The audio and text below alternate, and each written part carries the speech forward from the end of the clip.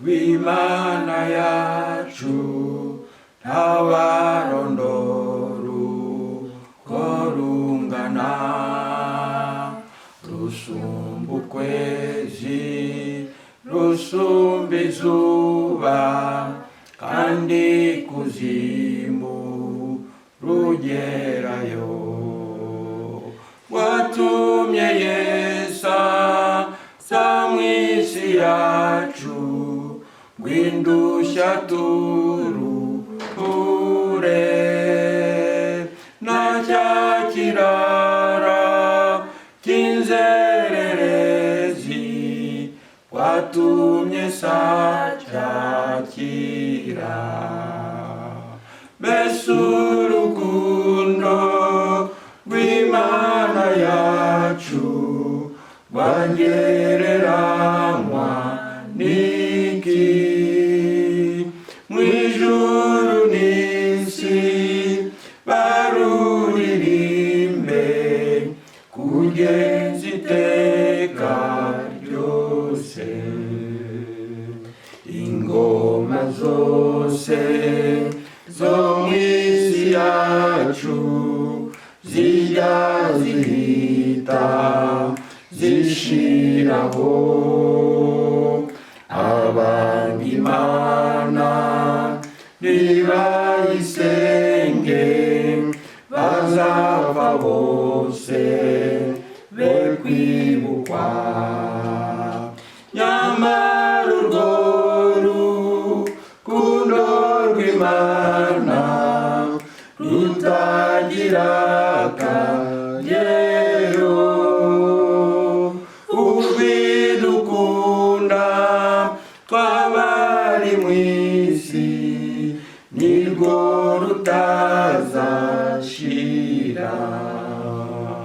Mbese urukundo rw'Imana yacu rwangereranywa, kandi ukwikunda umwana wayo jye n'inkunda ntakwiriye.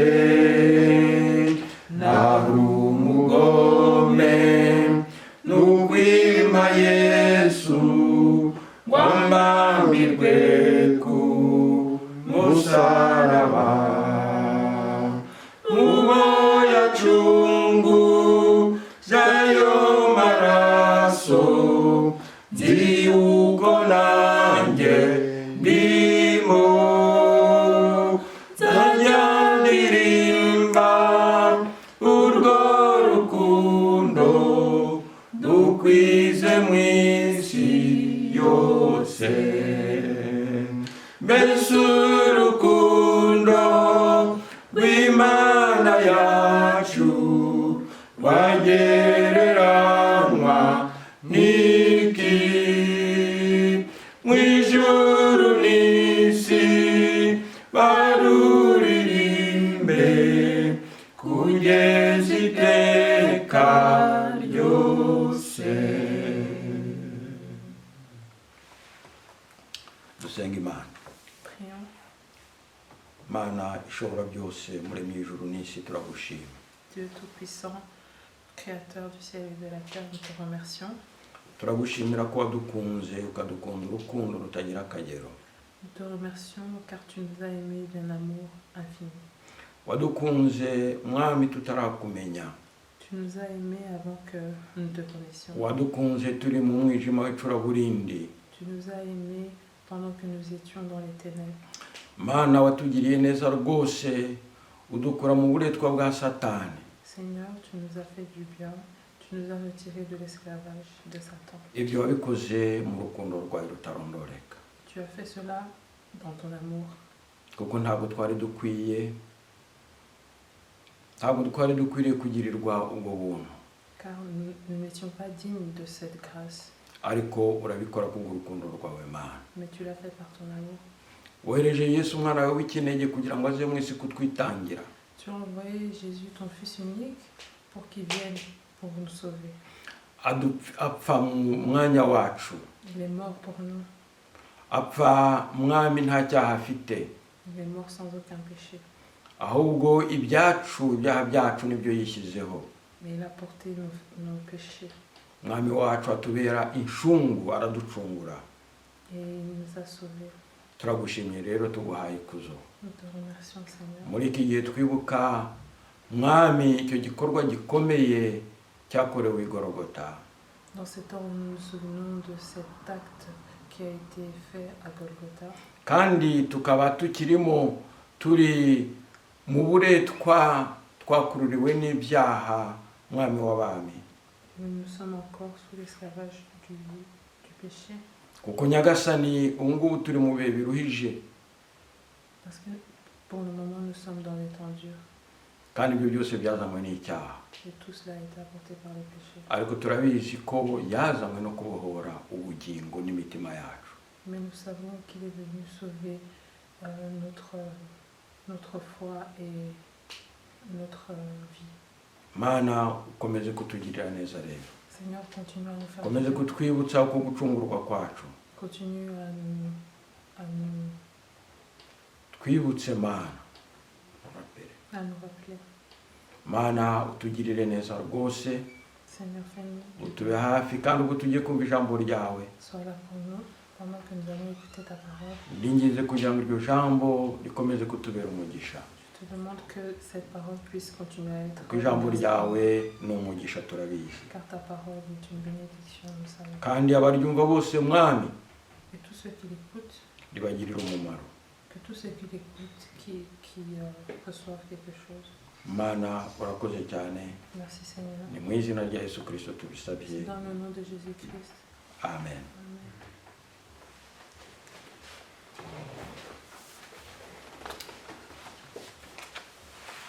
Amen. Ndagira ngo dutangire inyigisho kuri Pasika. J'aimerais que nous commencions la prédication sur la Pâque. Muri ibyo byose mbaje gushima Imana. J'aimerais commencer par remercier le Seigneur. Imana yamfashije muri ibihe byose bitambutse mu kwezi gushize. Le Seigneur m'a protégé ou bien été avec moi pendant ces semaines dernières. Kuko nawe n'uburwayi. Car je suis tombée malade. Ariko Imana yarandinze kandi ubu ngubu ndi muzima, narakize, Imana ishimwe. Mais Dieu m'a protégé et a été avec moi et je vais bien. Que Dieu soit loué. Ubu twinjiye mu cyumweru cya Pasika dusa n'abafungiranywe mu mazu yacu. Nous entrons dans la semaine de Pâques étant enfermés chez nous. Nubwo Pasika isobanura kubohorwa. Même si la Pâque signifie la liberté. Ariko nyine turacyari mu isi. Mais nous sommes encore sur terre. Iyi si ikiri mu buretwa bwa Satani. Cette terre qui est encore sous le joug de Satan. Satani ubwo yoshyaga umuntu agacumura yahise amuroha mu buretwa.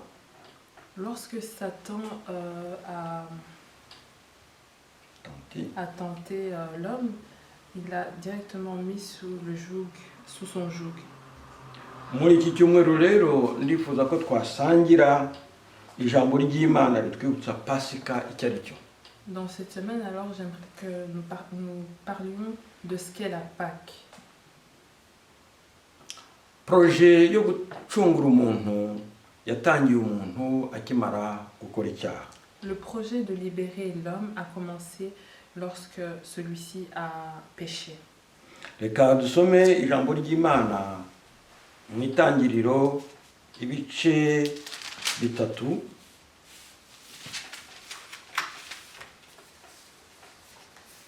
Nous allons lire dans Genèse 3 chapitres. 3 chapitres.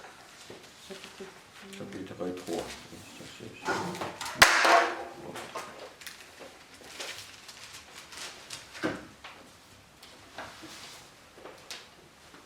Turahera ku murongo wa 8. À partir du verset 8.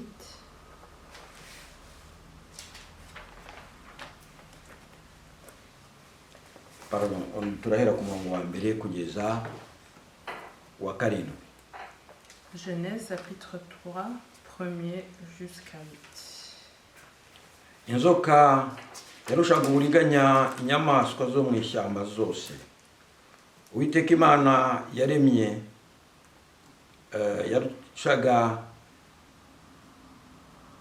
inzoka yarushaga uburiganya inyamaswa zo mu ishyamba zose Uwiteka yaremye. Yabaza uwo mugore iti, ni ukuri koko Imana yaravuze iti ntimuzarye ku giti cyose cyo muri iyi ngobyi? Uwo mugore arayisubiza ati, imbuto z'ibiti byo muri iyi ngobyi twemererwa kuzirya, keretse imbuto z'igiti kiri hagati y'ingobyi, nizo Imana yatubujije iti ntimuzazirye, ntimuzazikoreho, mutazapfa. Iyo nzoka ibwira umugore iti, gupfa ntimuzapfa, kuko Imana izi yuko ku munsi mwaziriyeho amaso yanyu azahweza, mugahindurwa n'Imana, mukamenya icyiza n'ikibi. Uwo mugore abonye yuko icyo giti gifite ibyo kurya byiza, kandi ko ari icy'igikundiro, kandi ko ari icyo kwifuzwa, ndetse ko ari icyo kwifuriza kumenya umuntu ubwenge, asoroma mu mbuto zacyo arazirya. Aho n'umugabo wari kumwe nawe arazirya. Amaso yabo bombi arahweza, bamenya yuko bambaye ubusa, badoda ibibabi by'imitini biremera ibicocero. Le serpent était le plus rusé de tous. Le serpent était le plus rusé de tous les animaux des champs que l'Éternel Dieu avait fait. Il dit à la femme, Dieu a-t-il réellement dit, vous ne mangerez pas de tous les arbres du jardin? La femme répondit au serpent, nous mangeons du fruit des arbres du jardin, mais quant au fruit de l'arbre qui est au milieu du jardin, Dieu a dit, vous n'en mangerez point, et vous n'y toucherez point, de peur que vous ne mouriez. Alors le serpent dit à la femme, vous ne mourrez point. Mais Dieu sait que le jour où vous en mangerez, vos yeux s'ouvriront et que vous serez comme des dieux, connaissant le bien et le mal. La femme vit que l'arbre était bon à manger et agréable à la vue, et qu'il était précieux pour ouvrir l'intelligence. Elle prit de son fruit, et en mangeant, elle en donna aussi à son mari, qui était auprès d'elle. Et il en mangea. Les yeux de l'un et de l'autre s'ouvrirent. Ils connurent qu'ils étaient nus, et ayant conçu des feuilles de figuier, ils s'en firent des ceintures. Alors ils entendirent la voix de l'Éternel Dieu, qui parcourait le jardin vers le soir. Et l'homme et sa femme se cachèrent, loin de sa face. Dieu au milieu des arbres du jardin, mais l'Éternel Dieu appela l'homme et lui dit, où es-tu?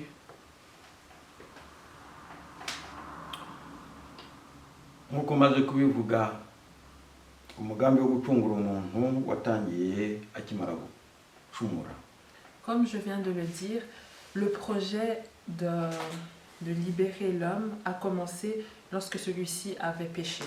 Umuntu yaremwe mu ishusho y'Imana kugira ngo acunge isi n'ibindi biremwa. L'homme a été créé selon l'image de Dieu pour qu'il soit le maître des choses de ce monde. Imana imurema mu ishusho yayo yifuzaga ko ayibera umwe wo kuyifasha gucunga ibyo yaremwe byose. Dieu, en créant l'homme, avait comme objectif que l'homme soit pour lui une aide sur cette terre pour qu'il puisse gérer ce qu'il avait créé.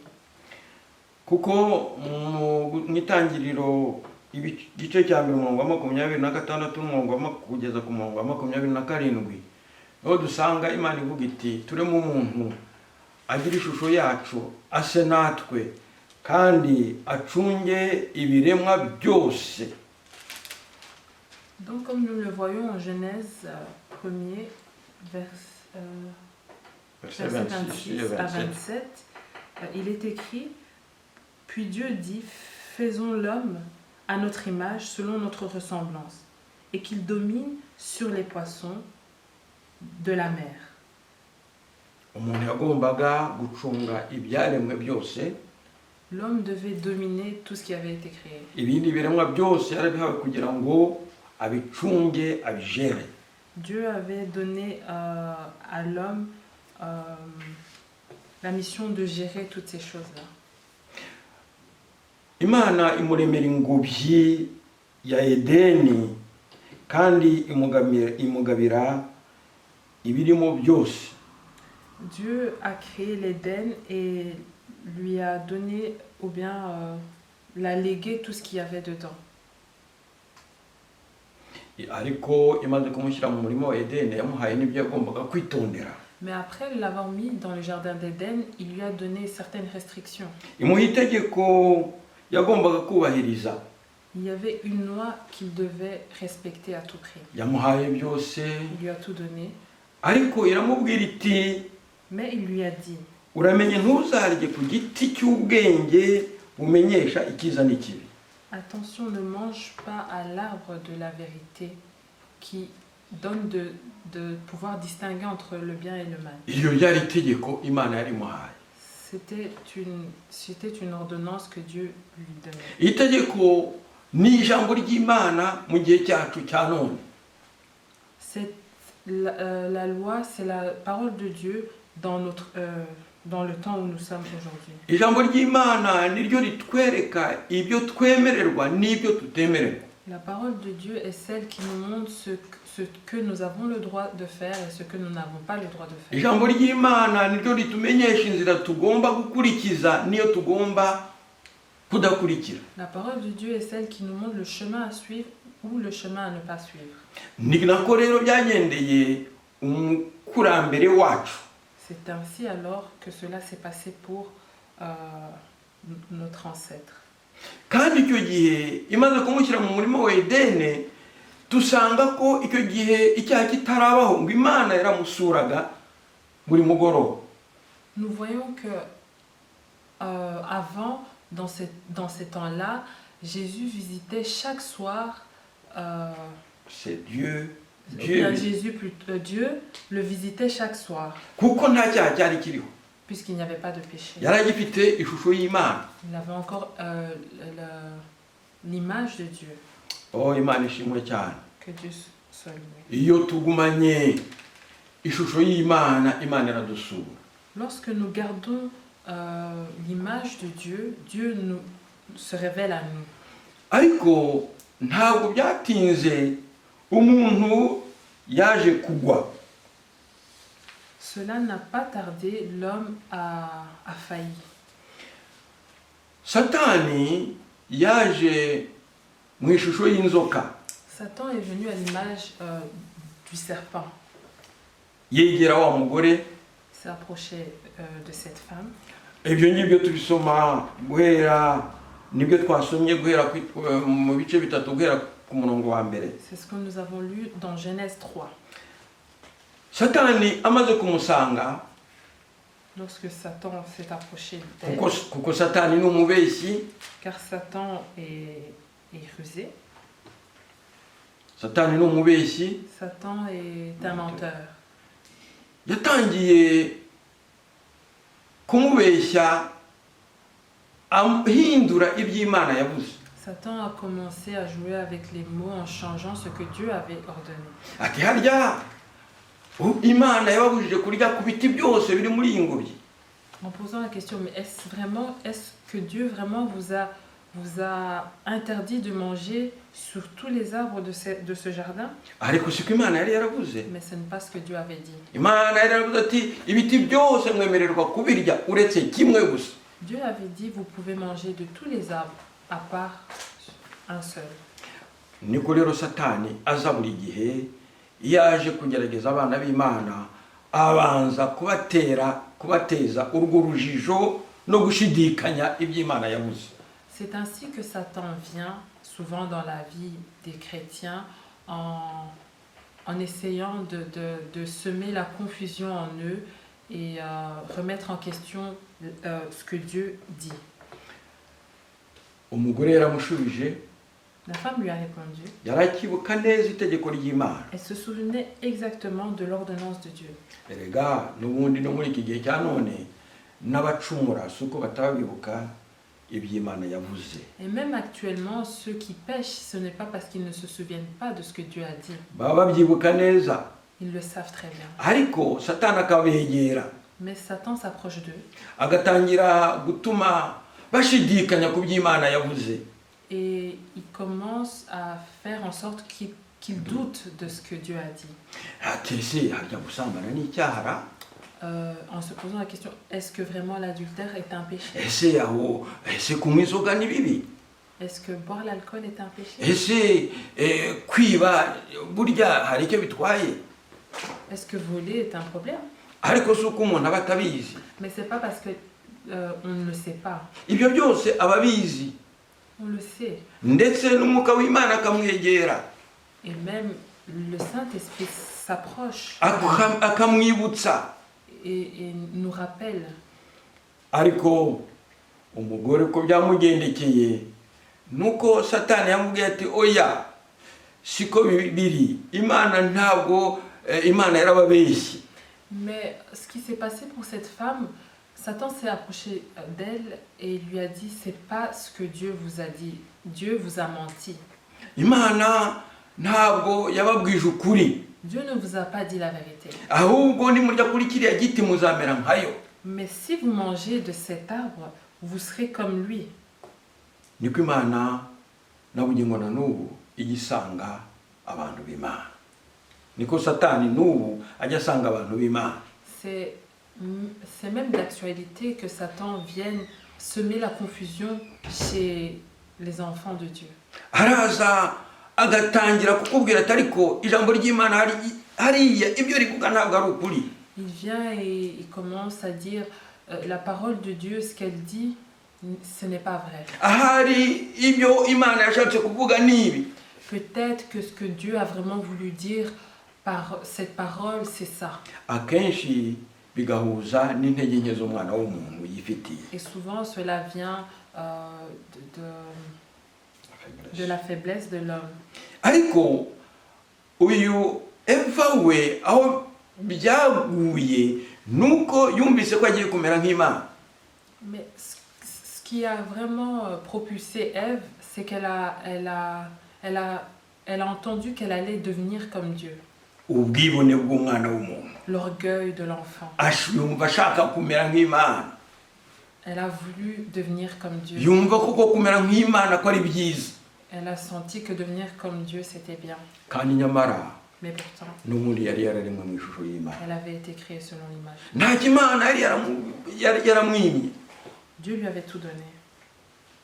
Nyamara yumva noneho ko hari icyo abuze Satani amaze kumushuka, kuko Satani ni umushukanyi. Mais après avoir été trompée par Satan, elle a senti qu'elle voulait un plus.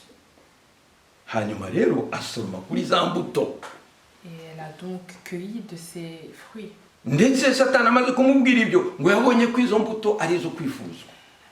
Après avoir eu cette parole de Satan, elle a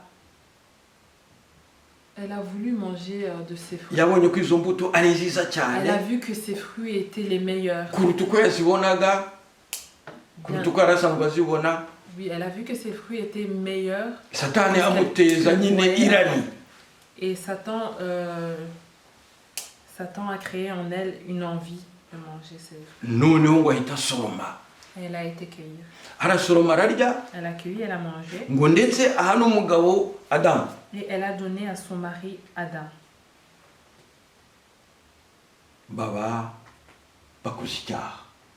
Ils ont commis le péché. Kuko basuzuguye itegeko ry'Imana. Car ils Ils n'ont pas respecté l'ordonnance de Dieu. icyaha ni ugusuzugura iby'Imana yavuze. Le péché, c'est ne pas aller c'est aller à l'encontre de ce que Dieu a dit. icyaha ni ukunyuranya n'ijambo ryayo. Le péché, c'est aller à l'encontre de la parole de Dieu.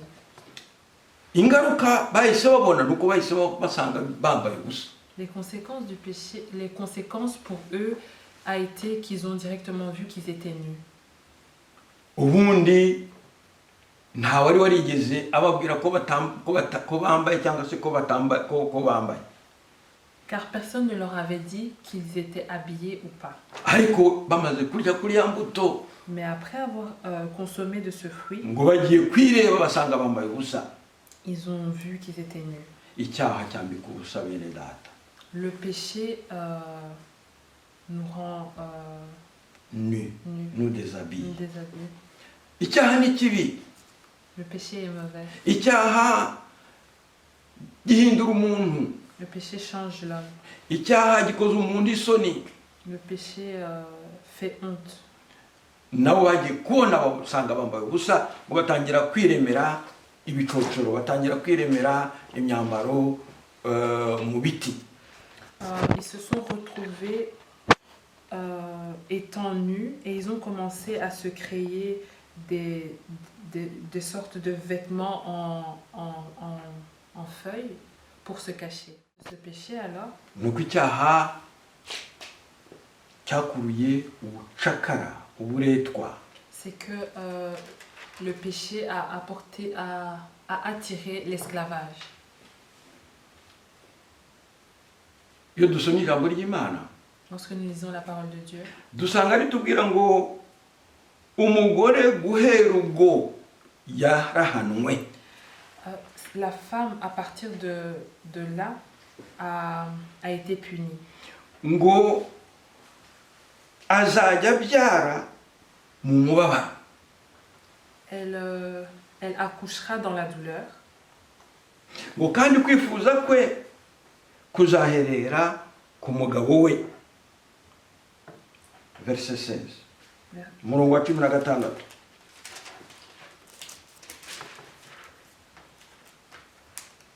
ibice bitatu umurongo wa 16, ibice bitatu.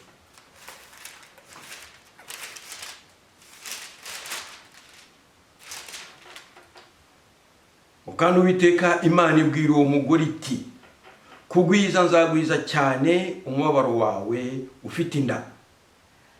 Et l'Éternel dit, j'augmenterai la souffrance de ta grossesse.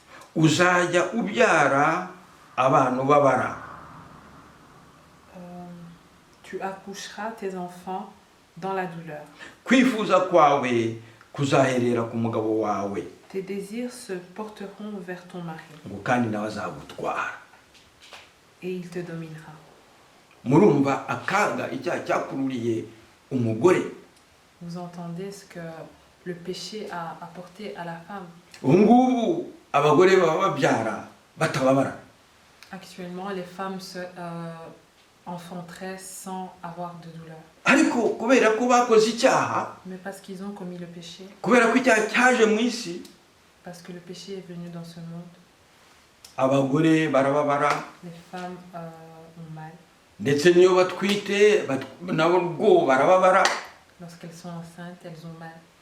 ndetse ngo kwifuza kwabo guherereye ku bagabo. Et même leurs désirs se portent sur leur mari seulement. ngo ndetse abagabo bakabatwara. Et les hommes leur dominent. mbere Avant, Imana yari yarabikoze ku buryo habaho uburinganire bw'umugabo n'umugore. Dieu avait fait en sorte qu'il y ait entre l'homme et la femme une certaine l'égalité entre la femme et l'homme. niko Imana yari yarabikoze. C'est ainsi que Dieu l'avait fait. Et l'émancipation de la femme icyo gihe ntabwo yari ngombwa.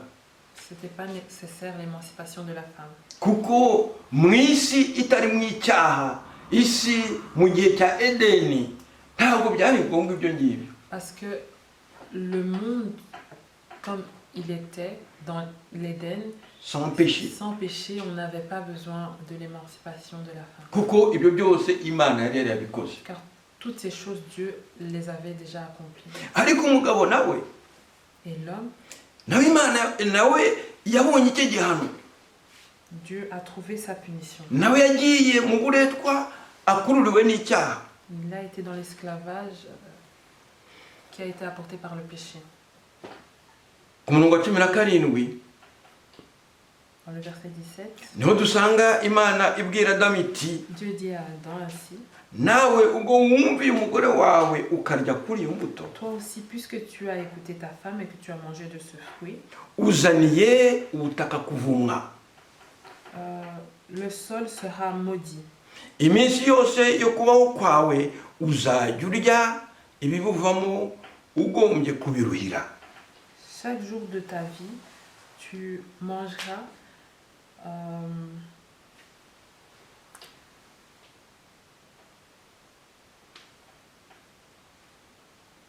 avec de fortes peines. Umuntu ataracumura, Avant que l'homme ne pêche, biragaragara ko yaryaga atagombye gukoresha ingufu izo arizo zose. il mangeait sans aucune peine. Yaragendaga agasoroma imbuto, Il allait cueillir les fruits, yaragendaga akarya ibyo yifuza byose, il allait manger ce qu'il souhaitait. kandi ntabwo byabaga ngombwa ko agomba kwiyuha kubi.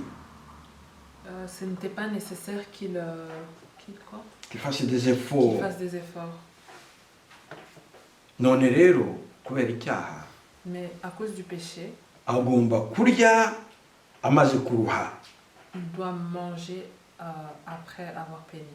Ikindi Uwiteka yaravuze ati, ubu butaka rero bugiye kukumereramo imikere n'ibitovu, bugiye kukumereramo amahwa.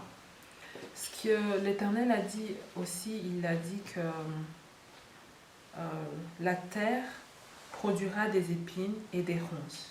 Mbere mu isi yo muri Edeni, Avant, dans le monde d'Éden, cyangwa se mu gihe cya Edeni aricyo gihe kitarimo icyaha, dans l'état d'Éden, là où il n'y avait pas le péché, aya mahwa tubona ntabwo yabagaho. ces épines que nous voyons, il n'y en avait pas.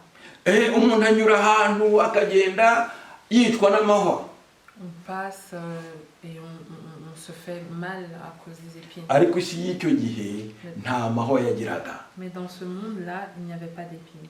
Amahwa yazanywe n'icyaha. Les épines ont été apportées par le péché. Ni bimwe mu ngaruka z'icyaha umuntu yagombaga guhura nabyo. Ce sont les conséquences du péché que l'homme devait rencontrer ou subir. Umuntu wari usanzwe arya ibyo ataruhiye, L'homme qui mangeait facilement, umuntu wari usanzwe arya adahuye n'inzitane z'amahwa, l'homme qui mangeait sans rencontrer d'épines, noneho agiye kujya abanza kurya ari uko yabanje gutema amahwa, ari uko yabanje kuruha ahinga. va devoir souffrir pour manger.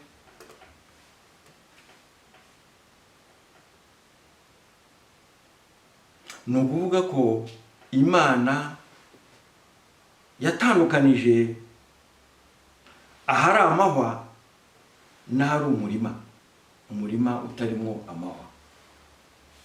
Cela veut dire que Dieu a séparé le champ rempli d'épines avec celui où il n'y en a pas. Noneho ubwo ni ukuvuga ko ahazagirira umuntu umumaro, ubutaka bwo kugirira umuntu umumaro butangiye kuba butoya kubera icyaha. Cela veut dire que le champ où il n'y a le champ qui est favorable pour l'homme, Qui est utile à qui est l'homme, utile à l'homme, va être rétréci. rétréci. Icyaha bene data, Le péché, frère et sœurs, icyaha kidukuraho uburenganzira bwacu, le péché nous enlève notre notre droit. droit. Icyaha ni kibi cyane, Le péché est mauvais. kuko icyaha kidutera isoni, kidushyira mu isoni. Car le péché nous emmène dans la honte. abo mwabanaga ugatangira kubatinya. Et tu commences à avoir peur des gens avec lesquels tu vivais. Icyaha kiragatsindwa. Le péché est mauvais. Twange icyaha n'igisa nacyo. N'aimons pas le péché et ce qui y ressemble. Si ibyo gusa rero, ahubwo umwana w'umuntu Imana yahise imwirukana muri ya ngobyi ya Edeni. Ce n'est pas ses conséquences seulement, mais Dieu a directement chassé l'homme d'Éden. Irya ngobyi yari amerewemo neza. Dans ce jardin où il se sentait bien. Ingobyi Imana yajyaga imusuriramo. Dans ce jardin où Dieu le visitait. Ya ngobyi yari afitanye n'umushyikirano n'Imana. Ce jardin dans lequel il avait une relation avec Dieu. Ya ngobyi yajyaga aganira n'Imana uko ashaka. Ce jardin dans lequel il discutait avec Dieu comme il le voulait. Noneho Imana ihita imwirukana muri iyo ngobyi. Cependant, Dieu l'a chassé de ce jardin. Ngo muri iyo ngobyi n'ubundi harimo igiti cy'ubugingo. Dans ce jardin, il y avait l'arbre de la vie. Imana rero iravuga iti noneho reka mwirukane muri iyi ngobyi kuko ashobora no kuzajya kuri cya giti cy'ubugingo akabaho iteka. Dieu a dit, je vais le chasser du jardin d'Éden, car il peut manger de cet arbre et vivre éternellement. Nyamara Imana rero iravuze ngo nukora icyaha no gupfa uzapfa. Pourtant Dieu avait dit, si tu manges de ce... Si tu commets le péché, si tu manges de cet arbre tu mourras. de connaissance du bien et du mal, tu mourras certainement. Imana ntabwo yivuguruza. Dieu est juste. Imana rero ikiranuka yagombaga guhana icyo cyaha kuko umwana w'umuntu yari yacumuye. Dieu qui est juste devait accomplir sa parole car l'homme avait péché. Umuntu yagombaga gupfa byanze bikunze. L'homme devait mourir. Nicyo cyatumye rero imwirukana muri iyo ngobyi. C'est pour cela qu'il l'a chassé de ce jardin. Kugira ngo atazarya no kuri cya giti cy'ubugingo. Pour qu'il ne mange pas de l'arbre de la vie. Akabaho iteka. Et vive éternellement. Umuntu utakoze icyaha Imana yarateganije ko umuntu azabana n'Imana iteka ryose. Si l'homme n'avait pas commis le péché, Dieu avait prévu que l'homme vive avec Dieu éternellement. Ariko amaze gukora icyaha, mais après avoir commis le péché, byanze bikunze yikururiye urupfu. Il s'est attiré lui-même la mort. Ariko Imana ikira Imana y'urukundo. Mais notre Dieu d'amour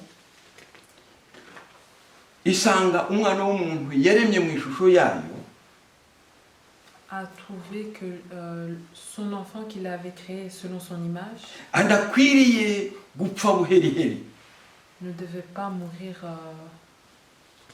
éternellement. Imana niko gutangira undi mugambi. C'est ainsi que Dieu a commencé un autre projet bwo kumucungura pour le sauver. Kugira ngo urwo rupfu rw'iteka haboneke inzira yo kurukira. Pour que cette mort éternelle, il y ait un chemin pour s'en détourner. Ni nako yabwiye umugore rero. C'est ainsi qu'il a dit à la femme alors.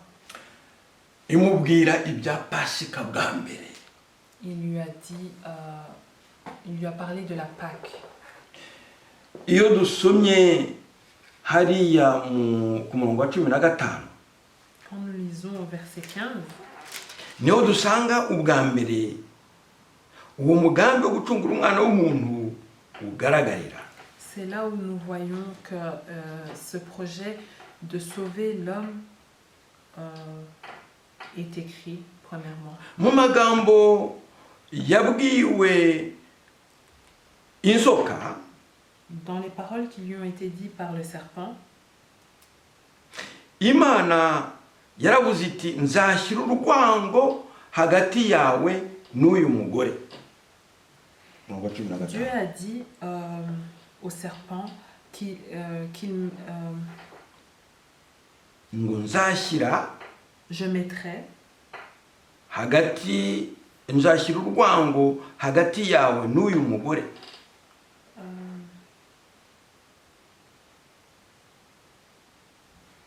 15e verset. Je mettrai l'inimitié entre toi et la femme. Ngo no hagati y'urubyaro rwawe n'urwe. Et entre ta postérité et sa postérité. Urubyaro rwe ruzagukomeretsa umutwe. Sa postérité, celle-ci t'écrasera la tête. Nawe uzarukomeretsa agatinshi. Et tu lui blesseras le talon. Ngayo amagambo ahanura ibya Pasika. Ce sont les paroles qui sont signes de prophétie de la Pâque. Kandi ayo magambo yavuzwe n'Imana ubwayo. Et ces paroles ont été dites par Dieu. Ati nzashyira urwango hagati y'urubyaro rwawe n'urw'uyu mugore.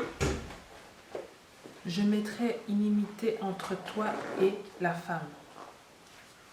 Urubyaro wowe uzarukomeretsa agatsishino. Toi tu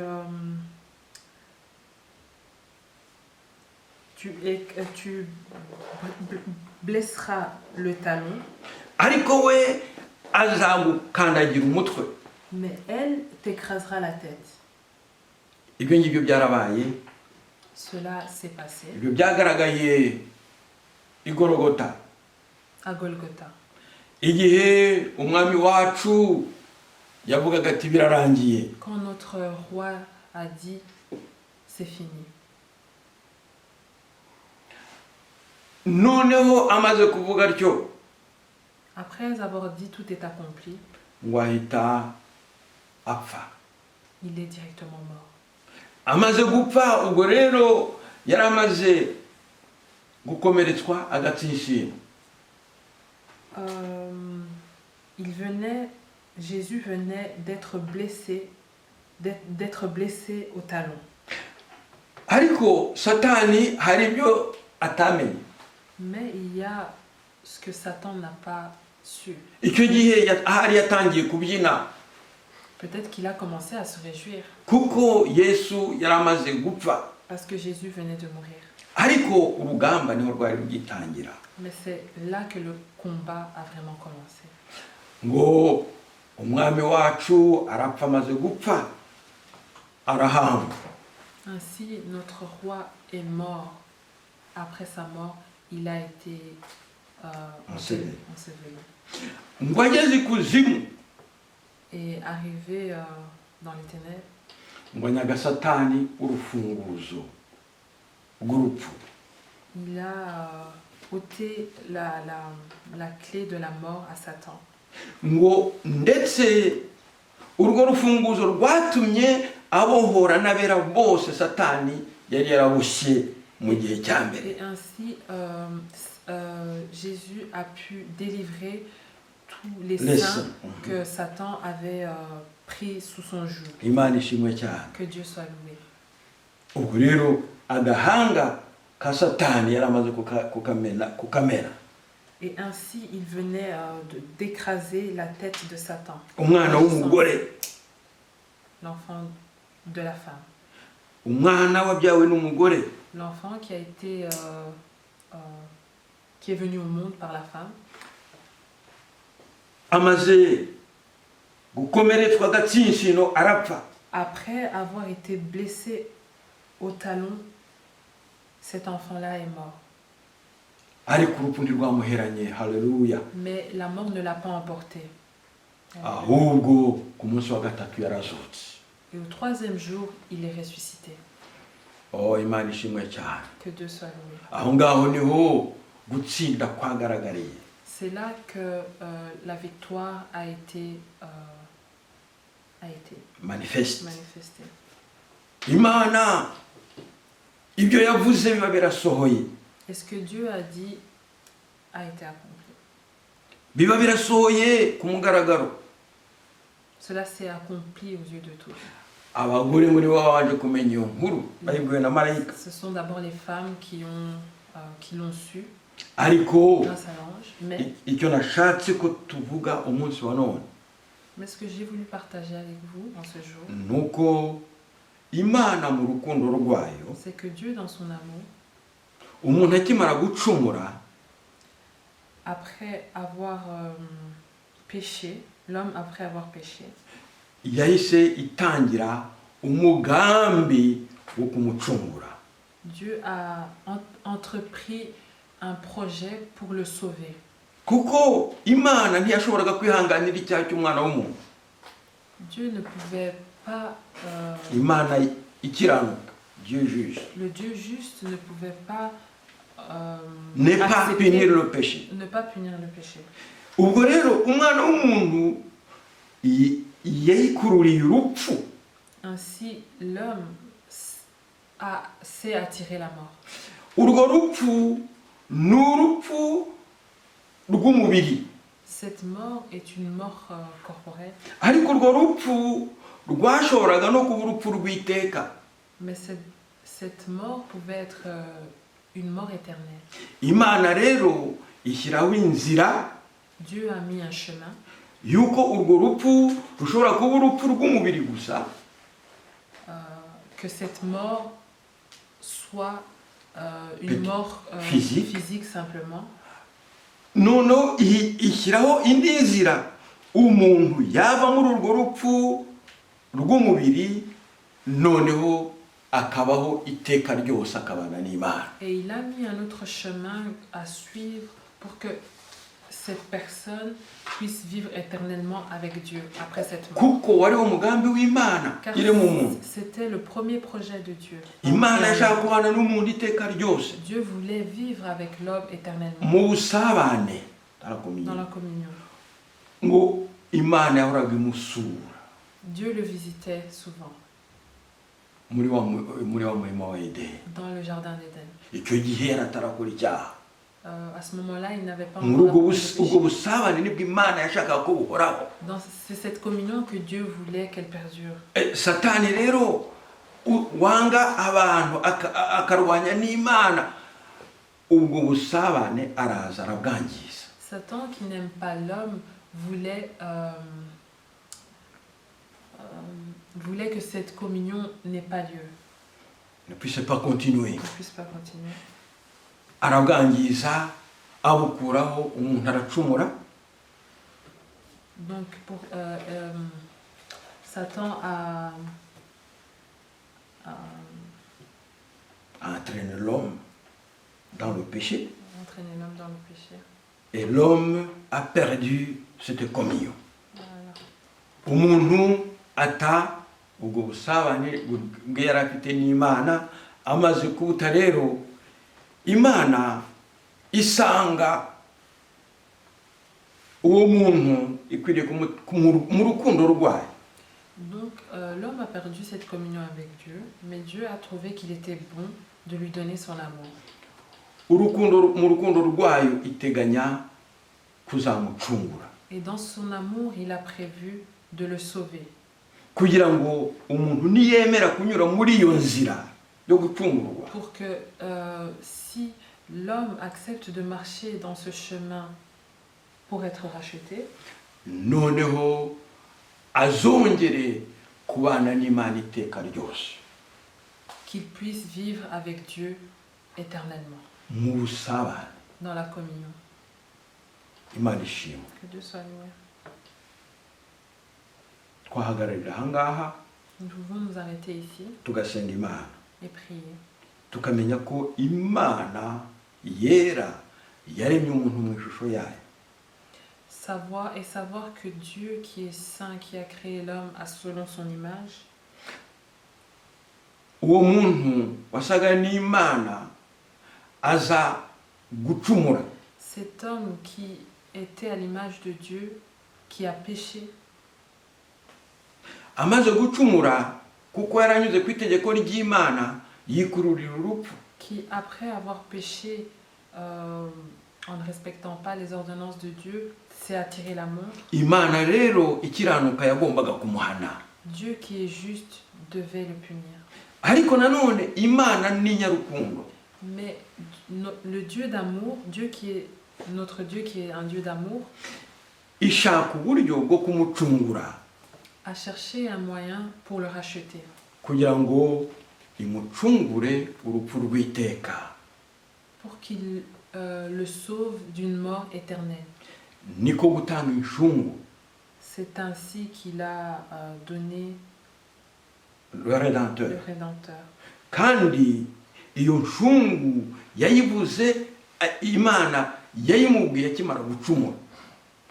Et le fait de lui donner un Rédempteur, Dieu l'avait déjà dit après que l'homme ait péché dans le jardin d'Éden. Imana yacu rero irakiranuka kandi ibyivugira bisohoza. Notre Dieu est juste et ce qu'il dit, il l'accomplit. Niko twaje kugera kuri Pasika yohereza Yesu umwana wayo mu isi kugira ngo acungure abari mu isi. C'est ainsi que nous sommes arrivés à la Pâque. Dieu a envoyé son Fils pour qu'il puisse venir racheter les hommes sur terre. Ibindi tuzabikomeza umunsi w'ejo, nimureke dusenga Imana. Nous allons continuer demain, nous allons prier. Mana yacu, Mana ikomeye, Notre Dieu puissant, turagushimiye ko mu rukundo rwawe watekereje gucungura umwana w'umuntu. nous te remercions que dans ton amour, tu as pensé à racheter l'homme. Kugira ngo Mwami wongere uvugurure ubusabane bwawe nawe. Pour que tu puisses, Seigneur, renouveler ta communion avec lui. Turagushimira ko wabikoze wohereza Yesu umwana wawe w'ikinege mu isi. Nous te remercions parce que tu l'as fait en envoyant ton Fils unique sur terre. Turagushimiye Yesu Kristo ko wemeye kuza ukikorera ibyaha by'abanyabyaha nkatwe. Nous te remercions car tu es venu porter nos péchés, nous qui sommes pécheurs. Turagushimira kandi ko urupfu rutaguheranye. Nous te remercions car la mort ne t'a pas emporté, Ahubwo waranesheje. que tu as vaincu, Waratsinze urupfu. mais que tu as vaincu la mort. Kandi Mwami w'abami waje utugezaho inkuru nziza y'agakiza y'ubwami bw'Imana. Que tu nous as apporté la bonne nouvelle de la vie. Abakwizeye bose Ceux qui ont cru en toi, wabahaye ubushobozi bwo kuba abana b'Imana. tu leur as donné le pouvoir de devenir les enfants de Dieu. Ibyo ngibyo icyaha cyari cyarabibambuye. Le péché les avait ôtés de ce droit-là. Ubwo burenganzira kubw'urupfu rwawe urongera urabubaha. Mais ce droit, tu leur as encore redonné ce droit par ta mort. Turakwinginze Mana kugira ngo wigaragarize abatuye isi kugira ngo bakumenye nk'umwami n'umucunguzi wawe. Te demandons, Seigneur, de te révéler à ceux qui sont sur terre afin qu'ils puissent savoir que tu es Dieu. N'abakumenye nabo Et ceux qui te connaissent, ubahe kuguma muri wowe. donne-leur de rester dans la... Kuko turacyari mu isi y'ibyaha. Car nous sommes encore sur la terre. Duhe kuguma mu ijambo ryawe rero by'ukuri. Donne-nous de rester dans ta parole. Twubahirize itegeko wadutegetse mu ijambo ryawe. Donne-nous d'obéir à ta loi que tu... kugira ngo ubusabane bwacu nawe bugumeho. pour que notre communion avec toi perdure. Turagushimye muri byose Mana. Te remercions pour tout, Seigneur. Mu izina rya Yesu. Sans ton nom saint. Amen.